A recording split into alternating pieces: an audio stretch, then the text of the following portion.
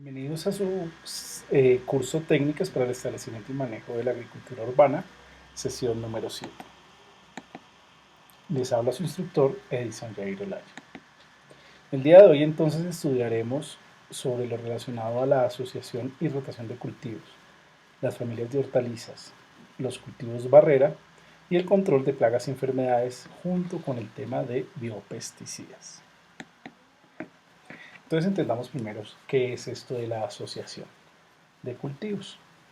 Básicamente consiste en cultivar al mismo tiempo y en la misma área dos o más especies, teniendo en cuenta, primero, que las plantas que se cultiven deben tener las mismas exigencias de temperatura y riego. Segundo, que las raíces de estas plantas no entren en competencia entre sí. Tercero, que las necesidades de elementos nutricionales o nutritivos deben ser diferentes para cada una. Y cuarto, las plantas también deben ser compatibles entre sí. En esta imagen entonces podemos ver unos tipos de asociaciones ideales. En el primero de los gráficos vemos entonces especies que se desarrollan de manera distinta en espacios distintos. En la segunda vemos pues las especies ya reunidas, pero vemos que hay una especie de intercalamiento entre ellas con el ánimo de generar esta diversidad solicitada. En la tercera de las imágenes podemos observar que las raíces de una especie tienen un alcance, una profundidad menor a las de la siguiente especie. De esa manera, pues tampoco se genera competencia. Y en la cuarta imagen vemos precisamente también entonces cómo se pueden confinar estas diferentes especies teniendo en cuenta diferentes profundidades de enraizamiento y también diferentes tipos de familias de plantas que veremos ya a continuación. Bueno, continuando con el tema de las asociaciones, básicamente con este sistema se busca sembrar plantas que sean compatibles entre sí y al momento de generar esta asociación se debe tener en cuenta a qué familia pertenecen las hortalizas, buscando combinar plantas de diferentes familias y así evitar la transmisión de enfermedades o plagas entre ellas.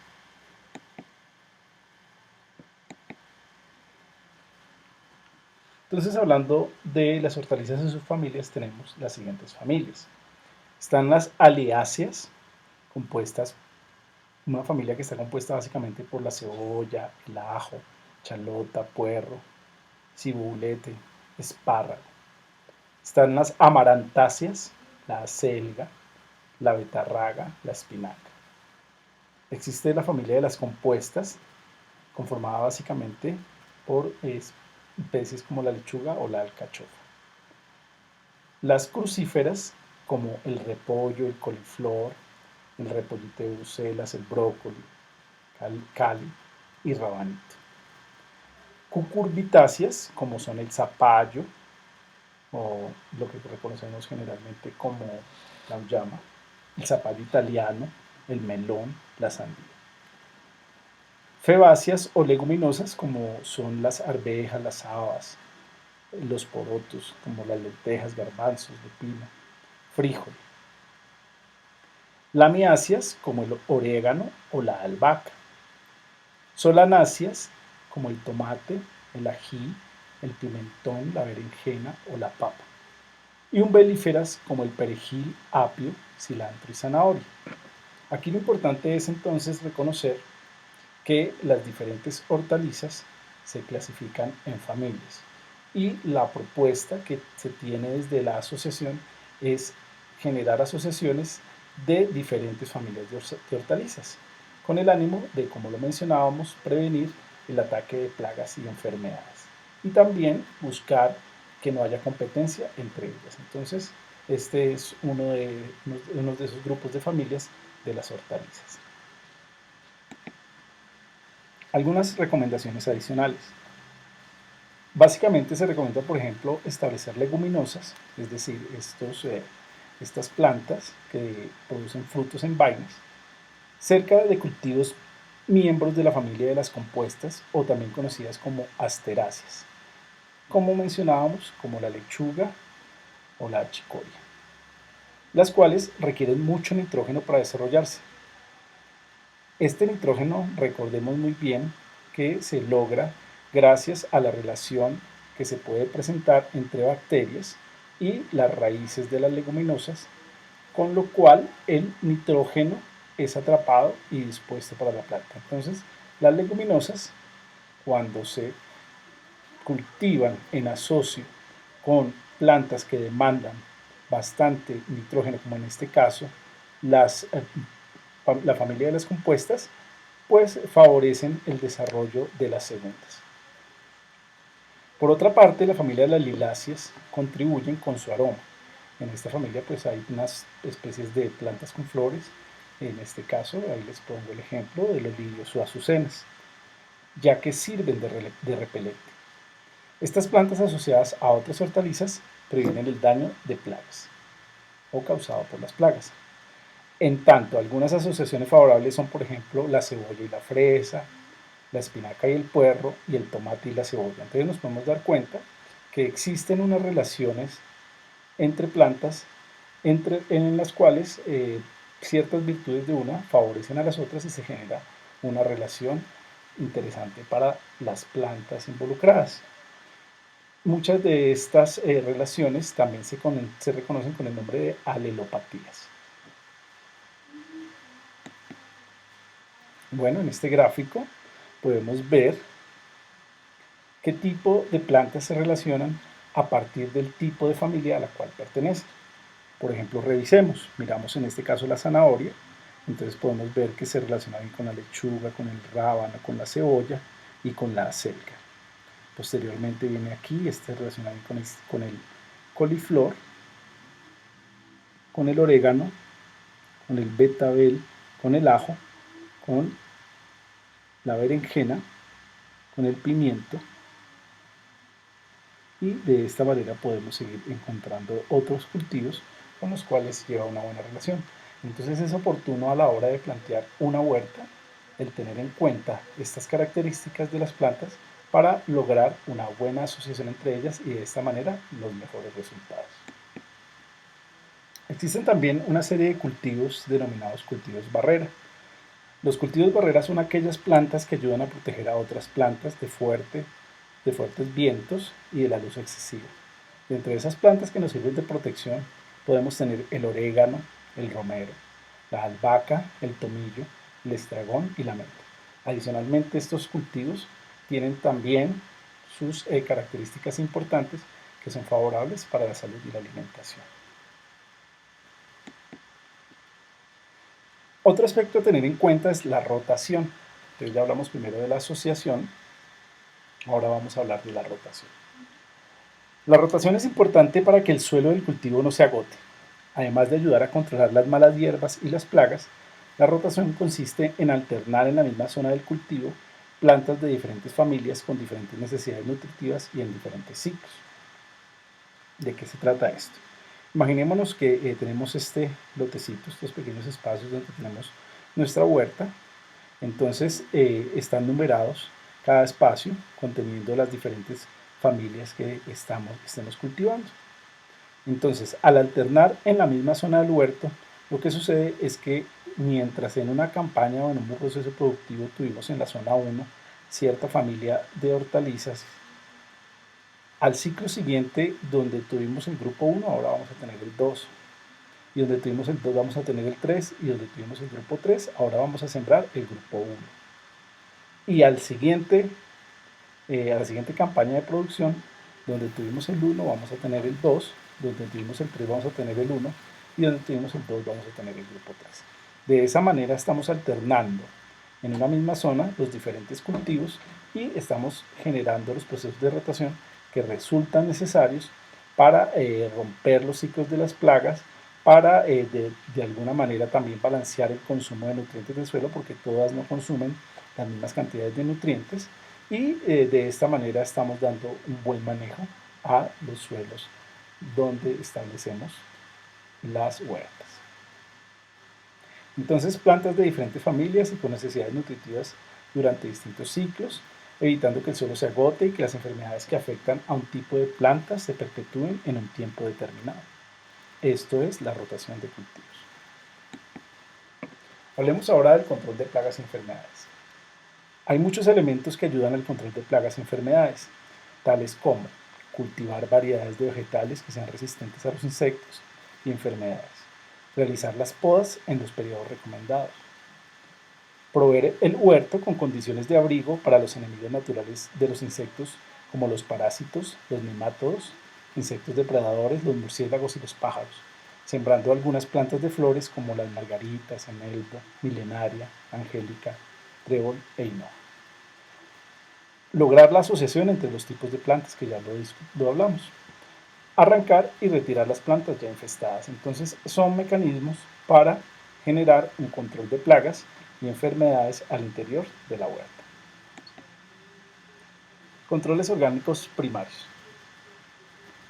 Como herramientas para el control de plagas podemos utilizar este tipo de controles, los cuales en este caso corresponden con trampas cromáticas. Básicamente consiste en colocar superficies de colores llamativas como el amarillo o el azul, con alguna sustancia pegajosa en la que los insectos queden atrapados. Puede ser aceites o algún tipo de pegante. Entonces, dentro de este conjunto de trampas, podemos encontrar trampas de color amarillo que capturan insectos como lo son la mosca blanca, los thrips, gnat, paratriosa, mosca minadora. Existen también colores como el azul, que es para thrips y mosca del minador, verde para atrapar chinche, rojo para las palomillas o los escarabajos y el blanco para la mosca común. Muy utilizado en usos pecuarios, es decir, cuando se producen animales. Sobre las plagas y enfermedades, entonces, tengamos en cuenta que las plagas son pequeños insectos que se reproducen muy rápido y causan graves daños a los cultivos, porque se alimentan de las plantas. En muchos casos, las plantas no resisten los ataques y dependiendo de la severidad, pueden llegar a morir. ¿Qué plagas conocemos o reconocemos frecuentemente en nuestro huerto? Plagas como los gusanos o las larvas. Algunos gusanos son los hijos de las mariposas y nacen 4 o 5 días después de que ellos han puesto sus huevos por detrás de las hojas. Los pulgones, que son insectos o pequeños mosquitos de diferentes colores, generalmente son verdes o negros. Estos chupan la savia de las plantas y con sus picaduras hacen que las hojas y brotes tiernos se amarillen, se enrosquen y se quemen. Las babosas, que se presentan en abundancia en épocas lluviosas cuando hay humedad permanente, son activas durante la noche y se esconden al amanecer en sitios oscuros. Las babosas comen las hojas de la mayoría de las hortalizas. Para controlar las plagas es común utilizar biopesticidas. ¿Qué son los biopesticidas? Básicamente en el mundo existen miles de plantas a las cuales se les atribuyen efecto insecticida, que sirve para eliminar insectos, acaricida, que sirve para eliminar ácaros, como son las arañas, nematicida, que sirve para eliminar nemátodos, molusquicida, que sirve para eliminar básicamente babosas o caracoles, rodenticida, que sirve para eliminar roedores, fungicida, que sirve para eliminar hongos, bactericida y herbicida, que sirve para eliminar bacterias y otras hierbas competidoras. Entonces, dentro de los pesticidas existen diversas propuestas. Aquí les voy a presentar dos de ellas. Una es la tabaquina, que se utiliza como un insecticida natural, el cual es preparado a partir de residuos de tabaco, lo que es la picadura o el polvo rápido.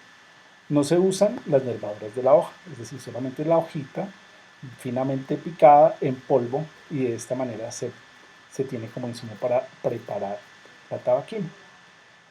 ¿Cuál es la forma de acción de la tabaquina? Básicamente por ingestión, por contacto y veneno respiratorio. Su residualidad es muy corta, entonces ataca a los insectos plaga y genera su muerte.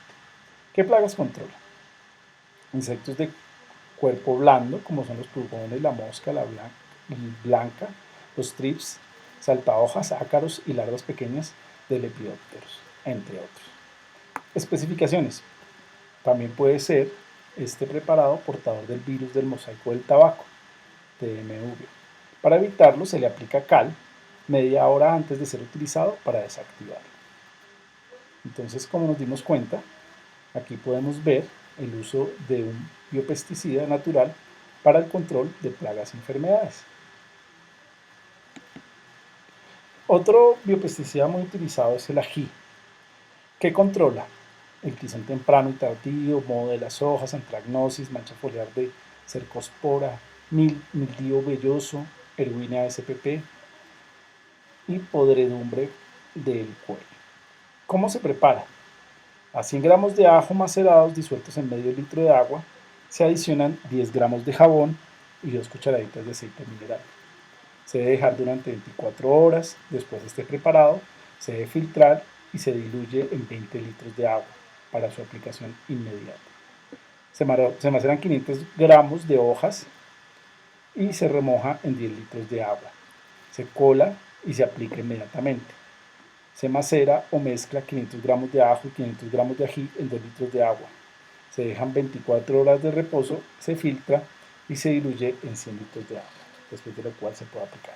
Entonces nos damos cuenta cómo algunas especies, a partir de sus características, entonces nos proveen de controladores que son de orden biológico, o en este caso como el ají, que sería de un orden botánico, para controlar la acción de las plagas y las enfermedades. Bueno, por último, entonces nuestro grupo de preguntas. Primero, ¿por qué es importante rotar los cultivos? Segundo, ¿qué son los cultivos barrera? Tercero, ¿qué son las trampas cromáticas? Cuarto, enumere algunas plagas frecuentes. Y quinto, ¿qué es un biopesticida? Para terminar y complementar toda la información que vimos en esta presentación, entonces les compartiré una serie de videos en los cuales podremos reconocer un poco más sobre los aspectos tratados en esta presentación. Bibliografía: Gutiérrez Cardoso, Sistema para elaboración de huertas urbanas como autoabastecimiento alimenticio en los hogares vulnerables. Muchas gracias.